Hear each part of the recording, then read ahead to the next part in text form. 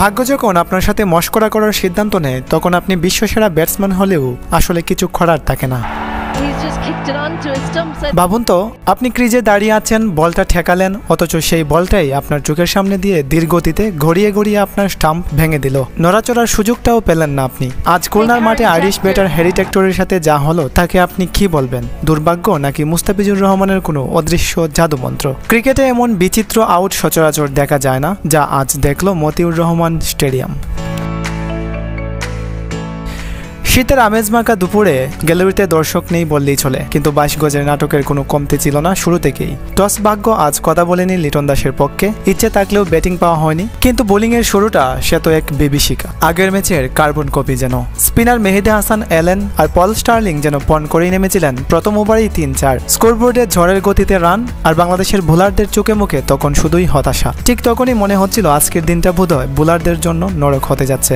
কিন্তু খেলাটা যখন ক্রিকেট, তখন চিত্রনাট্য বদলাতে সময় লাগে মাত্র এক বল। পেসার শরীফুল ইসলাম এলেন, মার্ক এলেন, ছক্কা হজম করলেন, মনে হলো তিনিও খেই হারিয়ে ফেলেছেন। কিন্তু ওই যে বললাম, কামব্যাক ওভারের শেষ বলে দুর্দান্ত লেন্থ, আর আইরিশ ওপেনার টেক্টরের স্টাম্প ছিটকে গেল মাটি থেকে। ওদিকে সাইফুদ্দিনের কথা না বললেই নয়, স্টার্লিং ক্যাচ তুলে দিলেন একদম হাতের মুঠোয়, কিন্তু একই সাইফুদ্দিন বলের নিচে যাওয়ার বদলে উল্টো ধর দিলেন। টাইমিং এর গরমিল আর হাস্যকরভাবে হাত ফসকে মাটিতে পড়ল বল। জীবন পেয়েছিলেন স্টার্লিং। আইরিশরা যখন চালকের আসনে, ঠিক তখনই মঞ্চে প্রবেশ করলেন দা ফিজ মুস্তাফিজুর রহমান।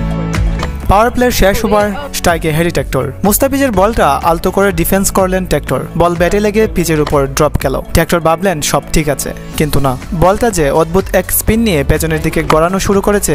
টেক্টর যখন বিপদটা বুঝতে পারলেন, তখন তিনি চাইলেন পা দিয়ে বলটা সরাতে, শরীরটা ছুড়ে দিলেন, কিন্তু বড্ড দেরি হয়ে গেছে। মাত্র কয়েক সেকেন্ডের ব্যবধানে বলটা আঘাত করলো স্টাম্পে। বেলস পড়ে গেল। বেচারা হ্যারি টেক্টরের ক্রিজে শুয়ে অসহায় দৃষ্টিতে তাকিয়ে থাকা ছাড়া আর কিছুই করার ছিল না। গ্যালারি স্তব্ধ, কিন্তু মুস্তাফিজের মুখে সেই চিরচেনা হাসি। এই আউটটা শুধু উইকেট নয়, এটা ছিল আইরিশদের মনোবলে বড় এক ধাক্কা। নাটক কি এখানেই শেষ? একদমই না। সপ্তম ওভারে মেহেদী ফিরলেন, এসেই প্রথম বলে এলবিডব্লিউর ফাঁদে ফেললেন লোরকান টাকারকে। আম্পায়ার আউট দেননি, কিন্তু রিভিউ নিয়ে টাকারকে আউট করেই ছাড়লেন লিটন দাস।